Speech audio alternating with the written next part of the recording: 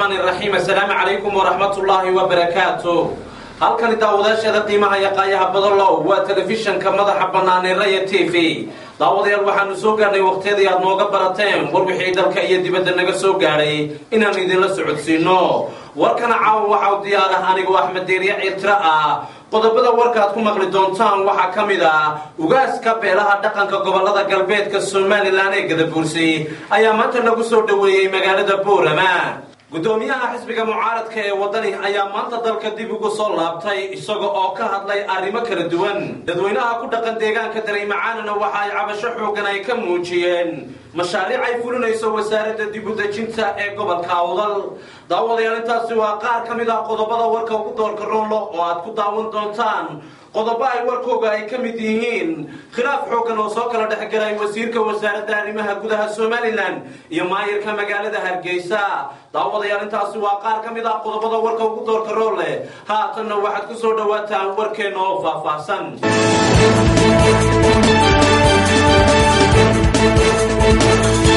ugaaska beelaha Gadabuursi ee gobolada galbeedka Soomaaliland ayaa maanta si weyn loogu soo dhaweeyay magaalada Boorama ee caasimadda gobolka Awdal iyadoo hoggaanka dhaqanka gobolada galbeedka Soomaaliland ee beesha Gadabuursi ay soo dhaweyn diiran ay kala hortageen deegaanka Gorayacowl. sidoo faahfaahinta warkan inoogu soo waramayo wariyahayaga Cabdifataax Bashiir Khaliif. Cabdifataax miye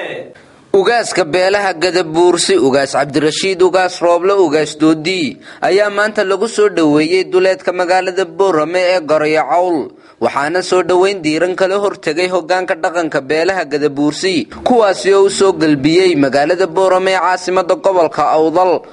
ugu horeyntiiba waxa ka hadlay Suldaan Cabdiraxmaan Jaamac Dawal isagoo soo dhaweeyay ugaaska waxaana uu sheegay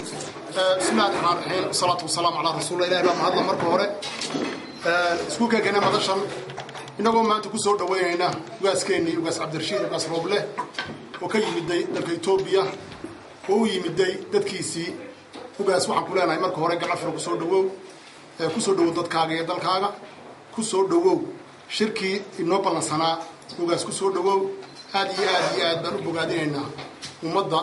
المكرسة كسر قبل شيء waxaan aad ugu mahadnaqaynaa soo dhaweynta qiimaha leh ee mugga leh ugaas uga soo dhaweynaa aad baan ugu mahadnaqaynaa aad baan u bogaadinaynaa hawsha waxtar kale maanta halkaan isku imanayo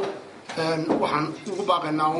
haddii alla xukmayo haddii la ilaa inuu shirkii sidiisii ugu qabsoomayo anaan ku socono gob bisha 20 gob bari haddii la ilaahdo waxaan u hadalno kaliya soo dhaweynta ugaaska waxaan kula ugaas Cabdirashiid ku soo dhawo dalkaaga iyo dadkaaga. sidoo kale waxa ka hadlay Suldaan Ibraahim Jaamac Samatar oo sheegay inuu sugayo far kale oo ay u socdaalayaan dooxada gob toosan oo ah halka uu ka dhici doono shirka beelaha Gadabuursi. sidoo horeba loo sheegay haddii alla ilaado safar kale inuu la sugayaa oo shirkii lagu qabanayay dooxada gob oo barritooda haddii alla ilaado la tagi doono. iyadana waxaan leenahay inuu ugaasku inoogu sii duceeyo oo safarka aynu sheegayno isagoo hadhowna shirkana furi doona soona xidhi doona haddii alla ilaado. ugaas waxaan leenahay gacmo furan ku soo dhawow. waxaan kaloo soo dhaweynayaa waftiga la socda ugaaska waftiga la socda odayaasha madax dhaqameedyada iyagana waxaan leenahay gacmo furan ku soo dhawaada magaaladiinni iyo dadkiinni iyo dalkiinni si aad baan soo dhaweynaa. waxaan kaloo soo dhaweynaynaa maanu ilaawina saxaafadda had iyo jeer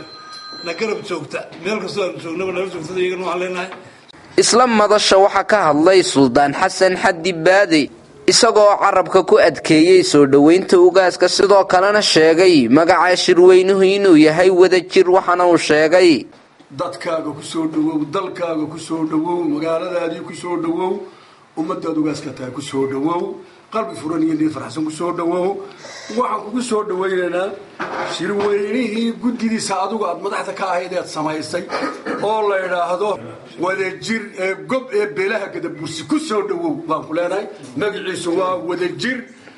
oo gob ku shiraya beelaha Gadabuursi halka ku shiraya ku soo dhawow baan ku leenahay. waxaan leenahay soo dhawow niyad farxsan insha Allah barina waan tagaynaa waran baan daga goysay waran Allah ka gooyo insha Allah taala waan ku faraxsanahay. ugu dambeyntii waxa soo xidhay ugaaska beelaha gadabuursi ugaas cabdirashiid ugaas rooble ugaas doodi oo ka mahad celiyay sida weyn ee loo soo dhaweeyay halkaasina duco ka soo jeediyay waxana uu sheegay marka anu siyaasadda shaqo ku mid siyaasadda waan ka madax banaanahay dhaqan baan u socdaa dadkeenii sidii maaragtay loo walaalayn lahaa ummadeena sidii wax loogu qaban lahaa dadka horna waanigii ka hadlay sidan dhaqaale ugu samayn lahayn dekedeena u dhisan lahayn ummadeenaan horumar u gaadhsiin lahayn baa aniga go-an waxaa koobiya in midnimada tolkeenaan adkayno oo inagoo wada mida aan wax wada qabsano taas waxaan halkaa u imiday waa midnimada tolkeenina midayno dhalinyaradeena shaqo u abuuro shaqo abuurisaan samayno inagu aan wax qabsanno oo aynu mid keliya isku noqon ayaan anu u imid taasunbaa ay keentay iyo kalgacaylan inii qabo ayuunbaa ay keentay wax ma arkaysaa inuu shirkaana waynu tegaynaa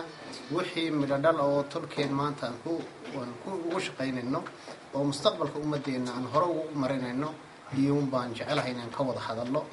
inagoo isku niyada xaq walba aan meel keliya wadana ilaahay الله يوصيه إلهي مستقبل إلهي شركانا شر خير وناكسن الله ينوغدقه صعود كينانا إلهي بري إلهي نوغدقه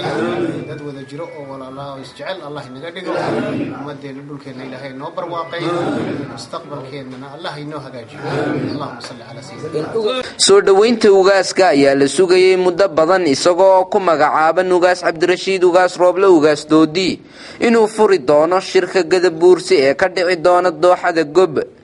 وعبد الفتاح بشير عبد الفتاح مية ري تي في بورماء هذه بومها سيها وريا عبد الفتاح مية gudoomiyaha xisbiga mucaaradka ee wadani ayaa maanta dalka dib ugu soo laabtay iyadoo gudoomiyuhu socdaal ku tagay qaar kamid ah dalalka carabta halkaasina uu kulamo la qaatay mas'uuliyiin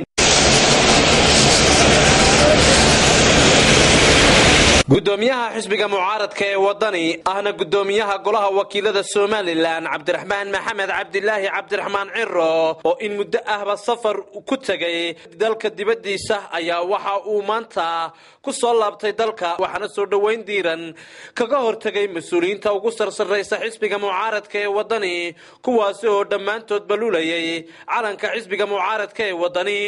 gudoomiye Ciro markii ay diyaaradii ula socday garoonka diyaaradaha ee magaalada Hargeysa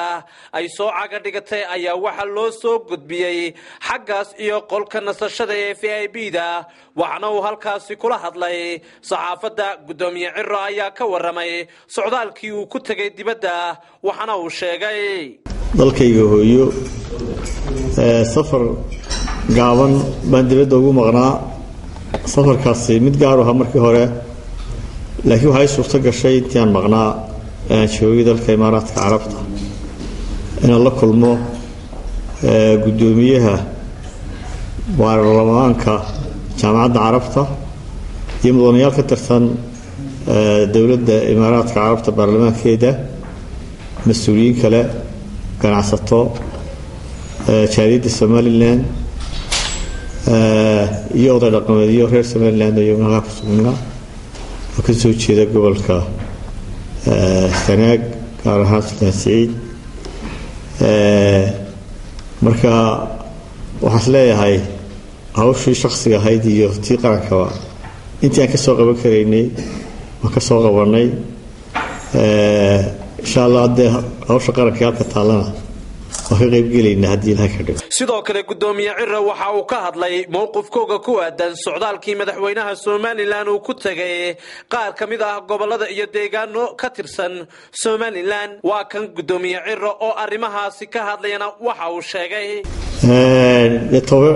safarku haduu wax ka qabanayo tabashada waxay la tahay inay munaasib ahayd laakiin haddaan waxba laga soo qabanaynin safarku waxa laga yaabaa inaan wax dixbada ka bedelin jawigiisa jiray saaxil cimiladeedu ka duwan tahay dadka ka warqabtaan gobolada kale intooda badan ama dhul xeebeedka Soomaaliland mar kale gudoomiye Ciro waxa uu ka hadlay warshadii leyrka ee dhawaan lagu wareejiyay qaar kamid ah ganacsatada Somaliland waxana uu sheegay leyrku waa mushkiladda ugu adag ee shacbiga deegaanada xeebaha gaar ahaan magaalada dekeda Berbera marka dadku waxay u baahan yihiin leyr jabanna waxaanu noqdo inta badan mid dawladdu leedahay oo la kabo marka mowqifkii waxa weeye in shacbiguna la helo leyr jaban leyrkuna uu ahaado mid ummaddu leedahay ama dawladdu leedahay ugu dambeyntii gudoomiye Ciro mar wax laga weydiiyay in doorashada madaxtinimada Somaliland in ay dib u dhacayso iyo in kalena waxa uu sheegay doorashadu anagu xisbiyan mowqifkii waxa weeye in doorashada la qabto waqtigeedii wixii hawle la qabanayana waxa laga rabaa hadda commissionka oo xilkeedu saaran yahay anigu waxaan rajeynayaa hadda in qandaraasadii iyo waqtigii diiwaangelintii xidhan lagu dhawaaqay laakiin kulliba imika taa hadda ma xoog u noqon doonaa wixii ka socda commissionka gudihiisa laakiin hawsha hadda cid kale xilkeedu ma saara wuxuu saaran yahay commissionka doorashooyinka qaranka inuu ku dhawaaqo waqtigii diiwaangelintu bilaabmayso waqtigii dhammaanayso waqtiga doorashada la qabanayo dadweynaha ku dhaqan deegaanka Dareemacaane ayaa cabasho xoogan waxay ka muujiyeen mashaariic la sheegay inay fulinayso wasaaradda dib u dejinta ee gobolka Awdal sidoo faahfaahinta warkan inoogu waramayo wariyahayaga Ibrahim Cabdillaahi Ibrahim Suxufi bulshada ku dhaqan deegaanka Dareemacaane oo qiyaastii 5 kiiloomitir dhinaca waqooyi bari ka xiga magaalada Boorama ayaa waxay cabasho xoogan ka muujiyeen wasaaradda dib u dejinta gaar ahaan maamulkeeda gobolka Awdal dadkani oo ah intii ka soo hadhay qaxootigii Dareemacaane ayaa waxa ay sheegeen inay jirto dhibaatooyin la xiriira mashruuc ay maalgelinayso hay'ad lagu magacaabo DRC oo loogu talagalay in xoolo nool lagu siiyo dadka deegaanada Dareemacaane ayaa waxa ay sheegeen inuu noqday mid loo weeciyay dhinac kale balse dad kale oo degan magaalada Boorama gudaheeda lagu qorayo liisaska loogu talagalay in lagu bixiyo xoolahaasi iyagoo eedaasina dusha uga tuuray isduuha wasaaradda dib u dejinta ee gobolka Awdal iyagoo sidoo kalena sheegay in arrinkaasi ay ku wargeliyeen maamulka gobolka Awdal haddaba shir jaraa'id oo arrinkaasi ay kaga hadlayaan ayaa maanta odayaasha salaadiinta dhalinyarada iyo qaybaha haweenka ee qaryada Dareemacaane ay ku qabteen halkaasi waxaana ugu horeyntii halkaasi ka hadlay afhayeenka beesha degan deegaanka Dareemacaane Cabdi Maxamed Jaamac Sheekh Abiib Jicsin Muumin iyo Suldaan Aadan Cabdillaahi Muumin iyo qaar kamid ah haweenka deegaankaasi Dareemacaane waxaanay sheegeen waxaan shirka jaraa'id u qabanay oo aan iskugu nimidnay oo dadka beesha aan u soo shirinay oo shirka jaraa'id aan qabanay nagu cadibay qabado iyo culays kurada naga yimiday daraadood dan yartii halkan beesha Dareemacaane ay qaxootigii oo kaga tagay 80kii soo galay oo kaga tago dad badan halkan waxa joogaan beer lahayn oo beer meeshan ku lahayn oo iska degan waxa ku guulaan waay aqalayna u dhisnayno iskuulka jajaban dhaxgala sida daraadeed annagoo dadka baa la siinayaa qabna ayaa dad kale oo Boorama laga soo qortay lana dulkeenay ee arinta ka warhayn laha waxa dhacday in magaalada dadkii magaalada deganaa ay magaalada dib u dejin magaalada intay magaalada dib u dejin ka dhigayna la yiri dadkii halkan wax u baahnaan la dul keenay qubu xoogii iyo alaabtoodii iyo hawshoodii la dul keenay kaad marxaatiga ka tinay tahay sida darteed waxaan fahmi weyno gara weynay waxyaan loo qabanay waan garanay oo hore wax looguma qaban laakiin dad kale oo magaaladii jooga in la dul keeno arrin nagu adag bay noqotay halkani waa halkii laga doortay dawladda ee isku xarooday halkan doorashiyo ka eegaynay iyo wax qabad in wax loo qabto halkan ka eegayn on bay dhacday in dadadu lana dul keeno lana dul meermeeri waranagu qaxootiye lana dul keeno anaga qaxootiye beesha in badan oo halkii qaxootiyada ay kaga hadheen biyaan marka waxaan marxaati aan kaga kacaynay horta waa sida dadkana waan aragnay beeshana ogaal baan u nahay waan ognahay maxaan leenahay marka oo mirtiya waxaan leenahay dawladda hadday og tahay dadka ama gobolka Awdal ogyahay in dadka la naga dulqaado waxa weeyaan oo irbta la idin ku yeedhay de waa tan laga simanoo hadii la waraalaha iyo intaan dhalay intaan hadii la dhali doonimo way idin warantay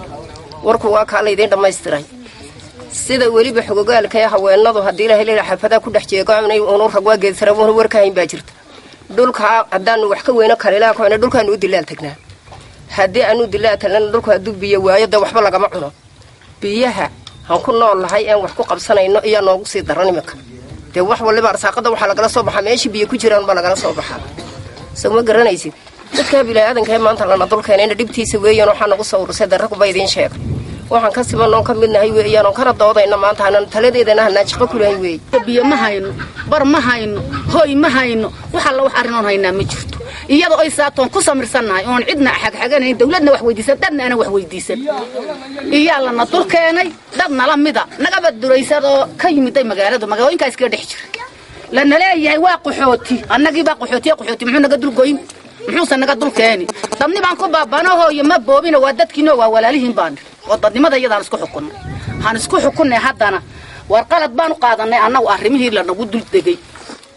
imika hadday tahayna hooyo waxaan ka tirsanay cadaalad darro annagu waxa cadaalad darro cad baan ka tirsanay dadweynaha ku dhaqan deegaanka Dareemacaani ayaa ugu dambeyntii waxa ay baaq u direen shacabka iyo dawladaba iyagoo sheegay in arrinkaasi ay cambaaraynayaan isla mar ahaantaasina si gaar ah isha loogu hayo dadkani ayaa waxay yihiin intii ka soo hadhay qaxootiyadii 80-aadkii ka soo galay dalka Itoobiya iyo kuwii 90-aadkii deegaanada kale ee Soomaalida halkani u soo degay oo uu deegaankani u noqday hooy kama guurtaana waa Ibrahim Cabdillaahi Ibrahim Suxufi telefishinka madaxa bannaan ee Raya TV deegaanka Dareemacaane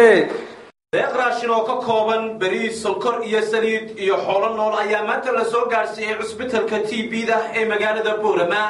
deeqdan ayaa waxa soo gaarsiisay gabar muxsanad ah oo ku nool dalkaasi Canada waxa maanta deeq raashin ah la soo gaarsiiyay cusbitaalka TB-da ee magaalada Boorama iyada oo gabar muxsanad ah oo ku nool dalka Canada ay soo gaarsiisay lacag gaaraysa $500 taasoo ay ugu deeqday in lagu taakuleeyo dadka iyagu tabarta daran leh ee ku jira cusbitaalka TB-da waxaana halkaasi maanta ku wareejisay mas'uuliyiinta cusbitaalka TB-da gabar ay u soo wakiilatay gabadha iyadu deeqdan bixinaysa oo sheegtay inaanan magaceeda laga sheegin warbaahinta waxaana ay maanta ay ku wareejisay mas'uuliyiinta cusbitaalka TB-da waxa weeyaan markaan arkay baahida ka jirta cusbitaalka TB-da ayaan u sheegay walaashay oo tagisay Canada oo nidho walaal baahi aad ayaa ka jirta halkaay dadkeeni halka ku noolaa Canada ku noolaa bal fariinta iga gaarsi Allah ka abaal mariyo markii hore waxay noo soo direen reer Canada maxay hadeen $200 wayna soo gaadhay mar labaad $500 ayaa gabadh kamida oo reer Awdala oo Canada ku nool ayaa $500 noo soo dhiibtay waxay noo soo dhibtay Sahra Xaaji Hadliya Allah ka abaal mariyo si fiican bayna noo soo gaarsiisay taasoo maanta u soo siinay raashinka iyo labada neef $500na raashinka u soo siinay aanan u soo gudbinay isbitaalka TB-da aanan jecelahay hadda inay iga gudoomaan sidoo kale agaasimaha cusbitaalka TB-da Dr. Maxamed Faarax ayaa uga mahadnaqay gabadhan muxsanada ah ee ku nool dalka Canada kana soo jeeda magaalada Boorama waxaana uu bulshada reer Somaliland ku bogaadiyay meel kasta oo ay joogaan iyo bulshada reer Awdalba inay soo taakuleeyaan dadka iyagu bukaanka ah ee ku jira cusbitaalka TB-da waxaan maanta deeq raashin ah oo isku jirta bariis iyo sonkor iyo saliid iyo waliba xoolo aan ka gudoonay ugaaso Cabdi Cilmi iyo Sahra Xaaji Hadliya oo gabadh muxsanada oo Canada joogta ay u soo dhiibtay waxaan leenahay markaa Ilaahay idinka jisaysiiyo gabadha soo xasuusatay walaalahooda bukaanka ee cusbitaalka TB-da ee Boorama jeefana Ilaahay iyadana ka jisaysiiyo oo wax ka fiican ugu bedelo waanan idinka gudoonay fariinta deeqdii hore ee walibana ugaaso iyo khatra iyo cibaado iyo aynu soo gaarsiiyeen taasina waxay deeqdii ugu horeysay ee community-ga aan ka helay qurba jooga taana waan uga mahad celinaa tan labaadna waan uga mahad celinaa waxaan leenahay dadka walaalaha qurba jooga ee reer Boorama in ay ka warhayaan oo ay had iyo jeer soo taakulayaan cusbitaalka TB-da ee Boorama oo waxay ku tari karayaan hadday noqoto raashin iyo hadday noqoto agab kale cusbitaalkaaba ama furshaan ama go'yo ama dayactir inay ka warhayaan intaa soo xasuusatayna waan uga mahad celinaynaa ilaahayna ka jisaaysiiyo salaam calaykum ma aha markii ugu horeysay ee deeq sidan oo kale ah la soo gaarsiiyo cusbitaalka magaalada Boorama gudoomiyaha xisbiga mucaaradka ee wadani Cabdiraxmaan Maxamed Cabdilaahi Cabdiraxmaan Ciro ahna gudoomiyaha golaha wakiilada Soomaaliland ayaa maanta dalka dib ugu soo laabtay kadib gudoomiyaha oo socdaal ku soo marayay qaar kamid ah dalalka ku yaala qurbaha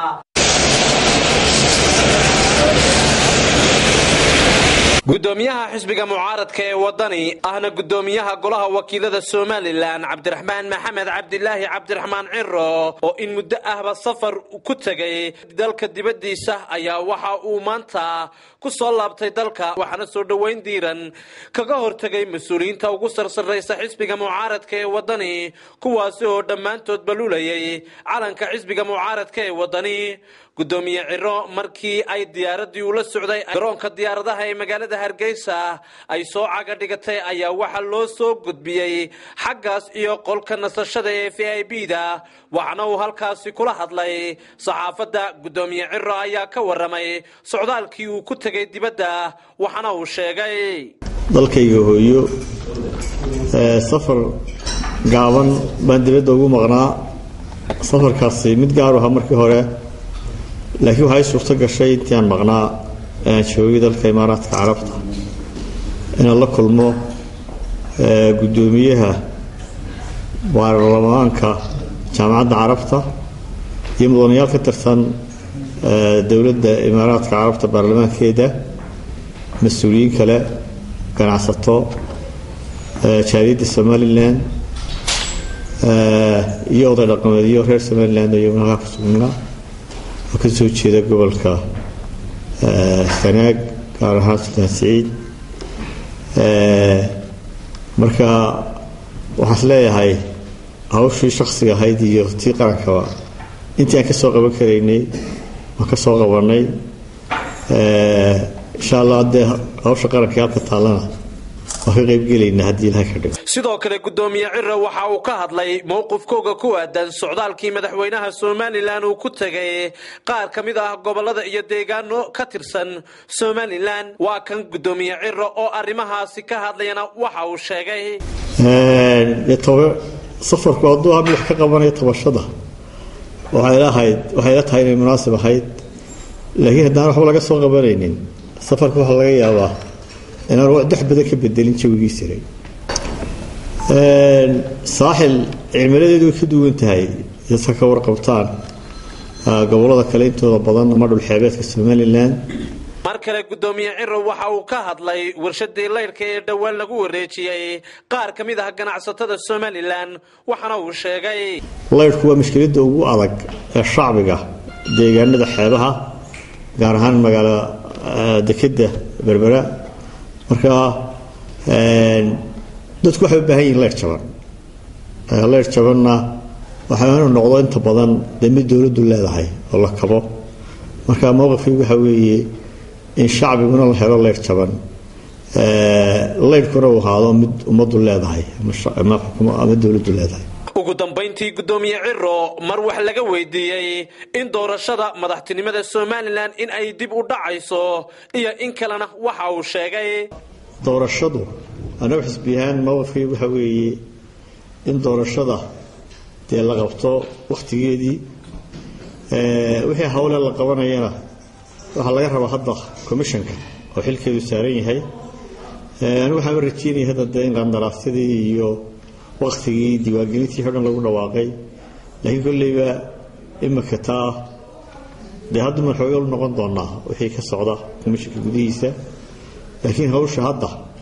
cid kale xilkeedu ma saara wuxuu saaran yahay commissionka doorashooyinka qaranka inuu ku dhawaaqo waqtiga diiwaangelintu bilaabmayso waqtiga dhamaanayso waqtiga doorashada la qabanayo khilaaf xoogan ayaa soo kala dhex galay maayarka magaalada Hargeysa iyo wasiirka wasaaradda arrimaha gudaha Soomaaliland iyadoo mashaariic ay wasiirka wasaaradda arrimaha gudaha Soomaaliland iyo maayarka magaalada Hargeysa isku maandhaafeen ayaa haddaba saxaafaddu maanta waxa ay wax ka weydiisay maayirka magaalada Hargeysa injineer Cabdiraxmaan Cabdiqaadir Solteego waxana uu ka waramay khilaafkan iyo waxyaabaha uu ku salaysan yahay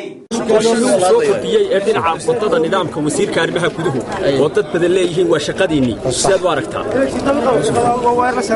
waa shaqadeedii arrinkana guddiga sidaan BBC-da buu sheegay guddiga bilicda lagu soo hadal qaaday waxaana soo jeediyay wasiir xagla toosiyay waxay ahayd technically annagu inaan u eegno oo ku maqnayn waxa ku jira degdeg aan ka raali gelinayo dadka inay degdeg u dhacday in la wacyi geliyay inay ahayd taasina waa arrin dib loo eegi doono maxaa khaldamay maxaa soo baxay weeyaan waxaan ku waa arrin laga soo jeediyo guddiga bilicda soo jeedinteedu way taallaa laakiinse waxa weeyaan fulinteeda in la wacyi geliyo dadka ay ahayd oo waxay ahayd cidda xaq u leh inay ku dhawaaqdaan waxay dawladda hoose dad badan waxay qabaan inaad hawshan idinku ka gaabisaan sidaa wasiirku u qabtay sidaa miyaan la oran karin waa sad adigu qabto dadku kulama qabaan adiga shakhsiyan u qabto gaadiidka basaska waxay sheegeen in cabasho weyn ka muujiyeen waan wada hadlaynaa waanu ballansanahay berito la iskaashto arinta wareejinta warshada leedhka magaalada Hargeysa iyada ka waran anagu warshada bowbariyakiisu way kala duwan tahay bowbaradu golaha deegaanku waxay ka bixin jireen dhaqaale oo lacag bay ka bixin jireen way kana hadlayeen laakiin anagu ma yahayn dawladda dhaxaa shuqul ku lahayd dawladda dhaxaana awood u leeyahay ka baxay ilaa haddana wax muuqda oo ka socoto shaqadii dawladda hoose wax muuqda waqtiga intii badneedna waxaad ku qaadatay tamashleyn iyo soo dhaweynta dibadda ka imanaya arrimaha maxaad ku leedahay taas waa arrin aad adigu u qabto shakhsiyan baan u qabaa waxaan qabtay ummaduna way sheegaysaa dadkuna waa wada makhaati wadooyinkan magaalada ka sameeyay Hargeysa weligaa kuma adag wadada dhexe oo laga sameeyay muxuu ahaa may otaan u jawaabaya saxaafigu xaq buu leeyahay waa wuxuu qabo shakhsiyan isagu haddii ay tahay waxay doontaa taanu taa uga xanaaq maaye waxaan leeyahay waxaan qabtay ummaduna way arkaysaa dadkuna way arkayaan inaan Hargeysa maayiro caalamiye keenana waa arrin waxaan u arkaa sumcad u ah Hargeysa weligeed mu iman maayo iyo xogayo Sweden toona mu iman waxaan keenay saddex maayo kalena way imanayaan haddaad necab tahay haddaad jeclaanaysaba way imanayaan maayirada awadayaal wali halkaasi aad nagala socotaani waa telefishanka Rayo isla wararka Hargeysa ayaynu ku jirnaaye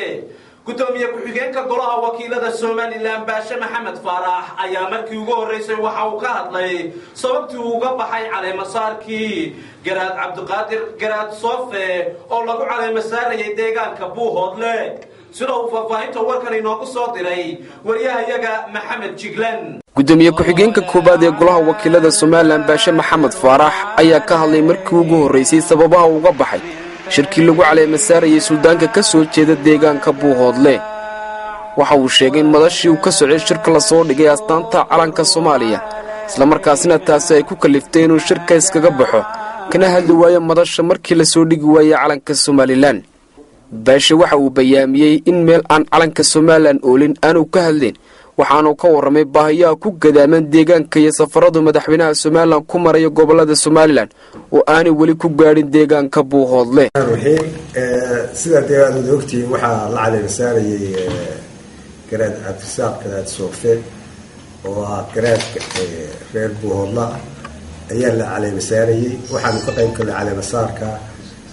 anigoo hogaaminaya wafdi ka socda Soomaaliland oo ka mid yahay wasiirka hawlaha guud iyo wasiir ku-xigeenka warfaafintu waxaan ku tagnay safarka Buuhoodle si fiican baa nala kusoo dhaweeyay waxaana uga faa'iidaysanayaa mahadnaq sida dadka beesha deegaanka dadweynaha Buuhoodle siday noo soo dhaweeyeen ee wanaagsanayd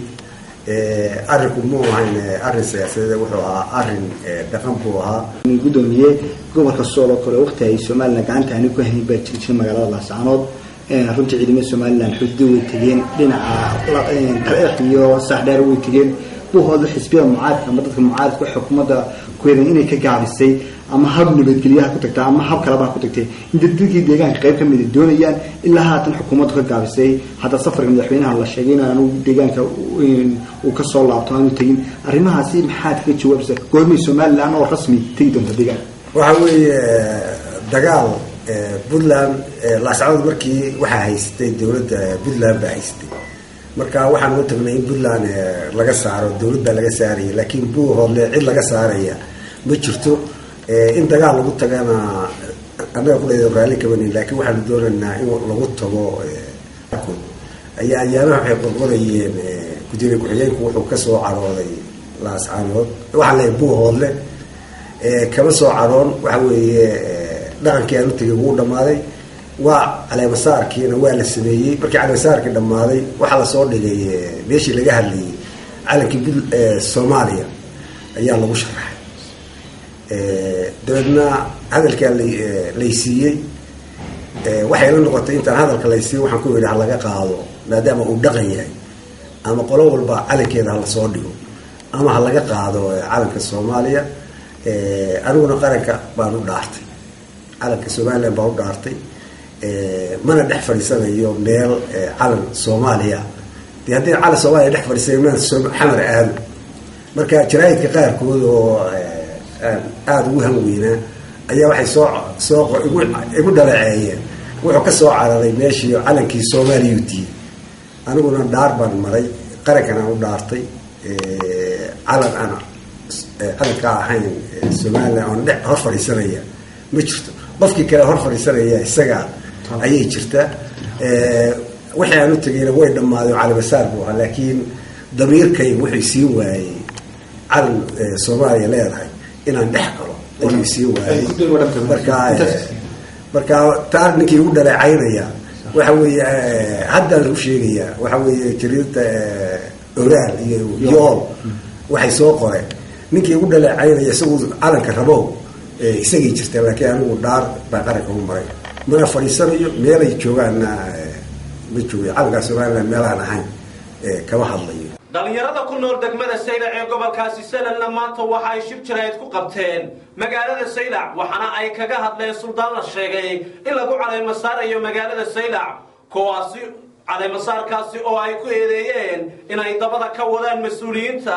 maamulka gobolka Saylac aan iraahday gobolkaasi Salel faahfaahinta warkaasi sida uu inoogu soo diray wariyahayaga Cali Xajar kadib markii maalmahanba ay ka socotay magaalada Saylac qabanqaabada suldaan la sheegay in beelaha dega gobolada Hawd iyo Sanaag ee Soomaaliland ku caleemasaarayaan gudaha magaalada Saylac arrinkaasina uu hormuud ka yahay maamulaha kastamka degmada Saylac Faysal Magafe oo isagu olole balaaran ugu jira sidii uu suldaanka ka soo jeeda beeshiisa ugu caleemasaari lahaa gudaha magaalada Saylac arrinkaasina sababay in ay ka qayliyaan dadka degan magaalada Saylac dhalinyarada ku nool gudaha magaalada Saylac oo la hadlaya bahda wardoonka madaxa bannaan ee ka howlgasha gobolka Salel in magaaladani Saylac ka tagi leedahay maamulaha kastamka degmada Saylac oo isagu ku fangaraynayo hantida qaranka ee cashuurta sidii uu iskaga horkeeni lahaa dadka walaalaha ah ee ku wada nool magaaladani Saylac waa sida ay hadalka u dhigeen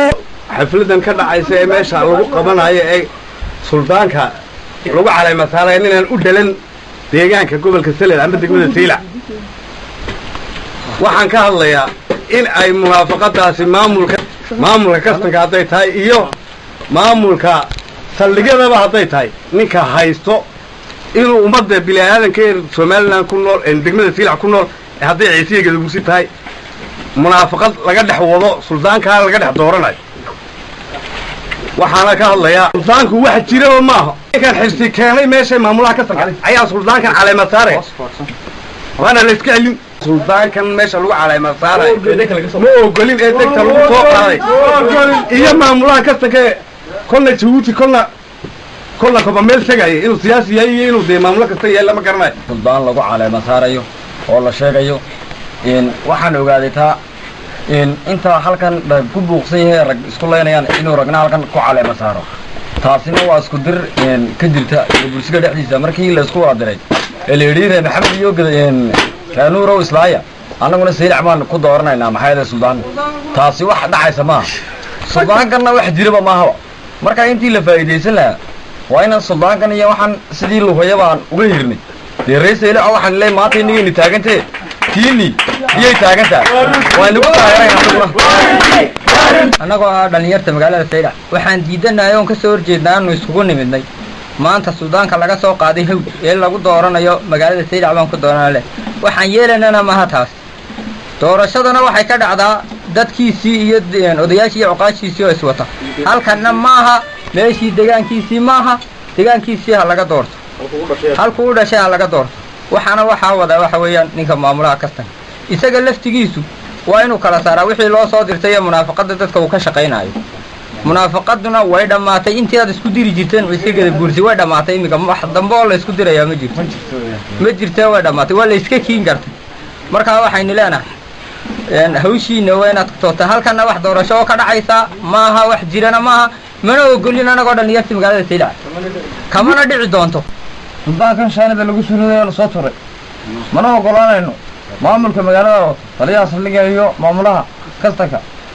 mana ogolaan doono haddii wax laga qaban waayno anagu tallaabo sharci waafaqsan ma noqon qaadan ilaa iyo maamulaha kastanka yaa loo soo raacaya wixii meesha ka dhaca oo ka mas'uula waxa weeyaan suldaanka marka la dooranayo ama aqalka waa inuu ka soo baxaa dadkiisii iyo gobolkiisii waa inuu ka soo baxaa laakiin waxay raaceen un baan u malaynayaa baryahan waxaa ku badan tiifiyada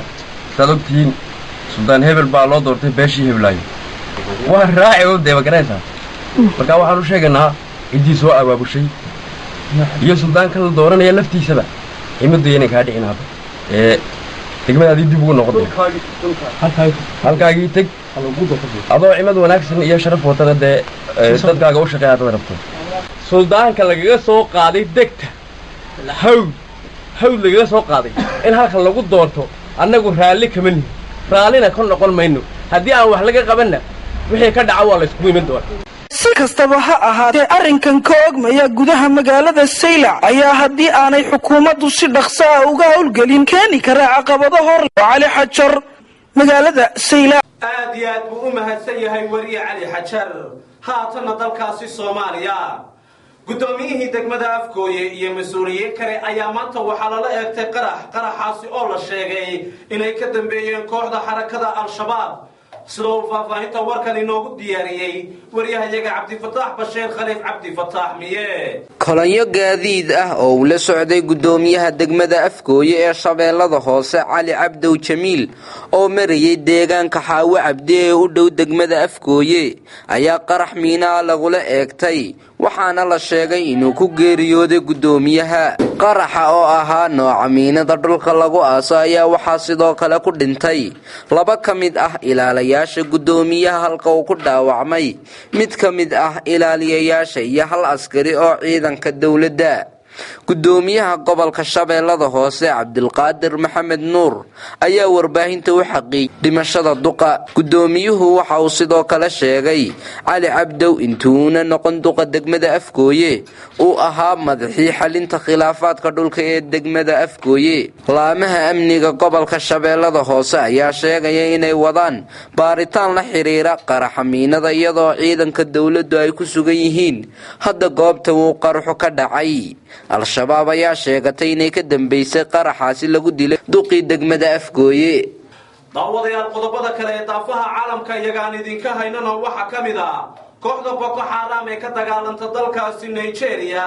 ayaa dad ka soo afduubay deegaanka dalkaasi Cameroon dagaalyahana looga shakisan yahay inay yihiin Boko Haram ayaa weerar ku qaaday tuulada ku taala waqooyiga dalkaasi Cameroon waxayna ku afduunteen tobaneeyo qof weerarkan oo ka dhacay degmadaasi Mokolo waxa uu bilaabmay habeennimadii Sabtidii ciidamadaasi Boko Haram oo si aad u jooga dalkaasi Nigeria waxa ay dardargeliyeen weerarada ay ku qaadayaan xuduudda dalkaasi uu la wadaago Cameroon ila wareega ka soo baxaya dhanka ammaanka ayaa sheegay in tobaneeyo rag iyo haween iyo caruur iskugu jira ay afduubteen dagaalyahanada Boko Haram markii ay weerarka ku qaadeen tuuladaasi Maba ee ku taala degmadaasi Mokolo ee u dhow xuduudda dalkaasi Nigeria lama oga tirada dhabta ah ee ku dhimatay weerarka Boko Haram iyo inta qof ee afduubteen waxa ayna sidoo kale dab qabasiiyeen in ka badan 20 guri sanadii ugu dambeysay ku dhawaad dhammaan weerarada ay qaadeen Boko Haram ayaa ka dhacaya gudaha dalkaasi Nigeria balse hadda waxa ay bartilmaameedsadeen bartilmaameysanayaan tuulooyinka magaalada iyo fariisimada ciidamada ee ku yaala dalkaasi Cameroon. Wadanka jaarka la dalkaasi ee Chad askar u diray Cameroon si ay gacan uga geystaan dagaalka lagula jiro ciidamada Boko Haram. Boko Haram ayaa la rumaysan yahay inay ka dambeyseen weeraro bambooyin ah oo ka dhacay waqooyiga Nigeria dabayaaqadii usbuucii hore, waxaana jira walaacis soo taraya oo ka jira gobolada iyagoo ururkani Boko Haram marka ka dambeysana ay sii badanayso. sidoo kale qarax ayaa ka dhacay dalkaasi Nigeria. ugu yaraan 5 qof ayaa ku dhimatay weerar ismiidaamin ah oo ka dhacay magaalada Batiskum ee gobolka Yobe waqooyiga dalkaas. weerarkan ayaa la beegsaday goob laga raaco gaadiidka dadka waaweyn, waxaana la sheegay in sidoo kale ku dhaawacmay dad ka badan 12 qof. ma jirto cid ilaa iyo hadda sheegatay weerarkan oo noqonaya kii saddexaad oo ismiidaamin ah oo ka dhacay magaaladaasi. dowladda Nigeria ayaa ku eedeynaysa inay weerarkan ka dambayso kooxda Boko Haram oo weerar noocan oo kale ah ka geysatay magaaladaasi. daawadayaal wararka kale iyaga aan idinka hayno daafaha caalamkana waxa kamid ah maleeshiyaanka xuntifiinta Yaban ayaa subaxnimadii saaka weerar ku qaaday asriga madaxtooyada ee caasimada Yaban ee Sanca. weerarkan ayaa dhacay xilli uu goobtaasi ku sugnaa madaxweynaha. ciidamada madaxtooyada iyo maleeshiyaadka ayaa isdhaafsaday rasaas xoog leh iyagoo aan weli la garanaynin khasaaraha goobtaasi ka dhashay. horimaadkan ayaa imanaya maalin kadib markii sabtidii maleeshiyaadka xuntifiinta ay afduubteen agaasimaha madaxtooyada Sanca. xoogaga shiicada ee xuntifiinta ayaa bilihii la soo awoodoodu ay ku fidaysay waqooyiga iyo koonfurta dalkaasi Yaban. macnaha sababta ka dambaysa weerarada cusub ee xuntifiintu ay la beegsanayeen madaxtooyada Yaban ayaa hore u samaysay isbaahaysi ka dhanka xoogaga Al-Qaacida ee awoodda ku leh koonfurta iyo bariga dalkaasi Yaban. ururka Xisbullah ayaa sheegay in 5 ka tirsan ciidankooda oo uu ku jiro sargaal sare lagu dilay weerar dhanka cirka ah oo Israa'iil ay fulisay. ciidamada Israa'iil kama aysan hadlin weerarkaasi, balse wararka ayaa sheegaya in diyaaradaha nooca helikobtarka ah oo ay Israa'iil leedahay ay 2 gantaal ku rideen meel u dhow xadka kala bara Syria iyo dhinaca Israa'iil. website-ka Israa'iilnet ayaa ka soo xigtay militariga Israa'iil oo sheegay in weerarkan lagu bartilmaameedsaday argagixiso doonaysay inay weeraraan Israa'iil. wararka laga helay dhinaca Lebanon waxay sheegayaan in weerarkaasi Israa'iil lagu beegsaday 2 baabuur oo ay leeyihiin ururka Xisbullah. sargaalka Xisbullah ka tirsan ee la dilay ayaa magaciisa lagu sheegay Maxamed Ciise, waxaanu Xisbullah u qaabilsanaa howlaha Ciraaq iyo Syria. daawadayaasha qiimaha iyo qaayaha badalow haatan waxaad ku soo dhawaataan xubinteennii ciyaaraha. mahadsanid akhyaaray, markana ku soo dhawaada xubinta ciyaaraha.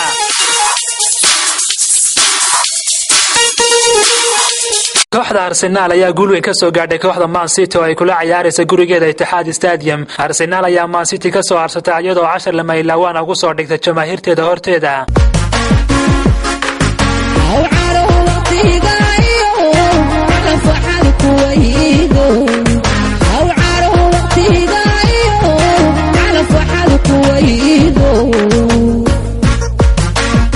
Arsenal ayaa guusha ay ku gaadhay 2 gool oo kala dhaliyeen Santi Cazorla iyo waliba Oliver Giroud. Cazorla ayaana kala daadiyay khadka dhexe ee Man City xilli ay u baahdeen adeeg Yaya Toure iyo waliba Samir Nasri. Cazorla ayaana ku guuleystay xidigii garoonka ugu fiicnaa kadib markii uu soo bandhigay qaab ciyaareed aad u wanaagsan. Man City ayaa Etihad Stadium ku soo dhaweysay kooxda Arsenal. Citizenska ayaana kula kan ciyaaraysa iyadoo niyadda ku haysay inay guuldarro ka soo gaadho kooxda Arsenal ay Chelsea fursad u siin doonto inay hoggaanka ku qabato 5 dhibcood oo saafiya kadib markii ay kulankii xalay Swansea City gurigeeda ku soo sida daraadeedna Man City waxa laga filayay inay soo bandhigto qaab ciyaareed aad u wanaagsan. dhinaca kale Arsenal ayaa u dagaalamaysa sida ay u soo xiriirsan lahayd boosaska hore ugu soo dhawaato kulamada Champions League lagu soo baxo. Gunners ayaa uga guul ay ka gaadhay City inay u suurto galinayso sida ay kaalinta shanaad u soo gali lahayd iyo inay hal dhibic oo kaliya ka hoosinayso kooxda Man United oo ku jirta kaalinta afraad. halka hadii ay guuldarro kala kulmi lahayd kooxda Man City ay ku jiri lahayd kaalinta 6 isla markaana ay hal dhibic oo kaliya ka sarin lahayd kooxda Liverpool. kulankan ayaana ahaa mid labada kooxoodba aad ugu muhiimsanaa. ciyaarta ayaa ahayd mid xamaasad badan isla markaana ay labada kooxoodba u soo diyaar garoobeen inay mid kastaba guul gaadho. City ayaana ciyaarta ku bilaabtay qaab degdeg ah oo weerar badan leh, halka Arsenal ay ku bilowday inay si fiican isaga difaacdo. Arsenal ayaa markeeda bilowday inay weerar ku qaado kooxda ay martida u hayda City waxaana daqiiqadii 24 ba heshay fursad ay ku heshay goolka furitaanka kadib markii uu Company qalad ku galay Monreal oo kubad fiican la soo ciyaaray Giroud isla markaana doonaya inuu boos fiican u qaato garsooraha Mikel Dige ayaana tilmaamay inay rikoor tahay Santiago Cazorla ayaana rikoorkaas goolka u bedelay isagoo ciyaarta ka dhigay hal iyo eber Arsenal hogaanka ciyaarta uu la wareegtay goolhaya John Hart ayaana ku sigtay inuu Cazorla ka badbaadiyo balse kubadda ayaa wax ka badbaaday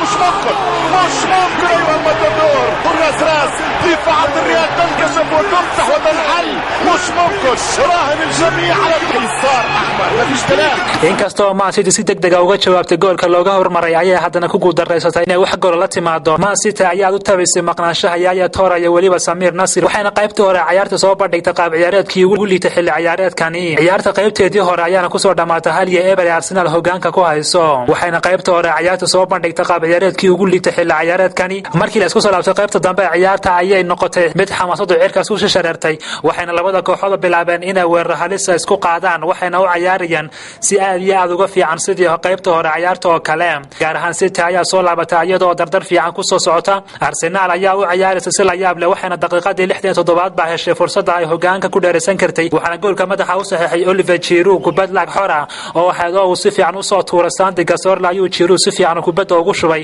shabaqa waardiyaha goolhaya John Hart ciyaarta ayaan isku bedeshay 2 iyo eber Arsenal hogaanka ku dheeraysatay Arsenal ayaa xeelad cusub la soo baxday iyadoo markaa kubadda haysatana weer degdeg ah qaadaysay halka ay markaa kubadda lumisanay difaaca dib ugu soo laabanaysay waana arrin badan lagu eedeyn jiray inaysan sameyn tusaale ahaan kulankii ay guuldarrada ka soo gaadhay Swansea City oo kale Arsenal ayaa heshay fursad badan oo kale oo kuwaas oo ay ku dhalin kartay goolal kale fursadii ugu fiicnayd ee goolka loo fisho ayuu Alexis Sanchez ka badbaadiyay goolhaya John Hart ugu dambeynna ciyaarta ayaa ku soo dhamaatay 2 iyo eber Arsenal ku gaadhay guul weyn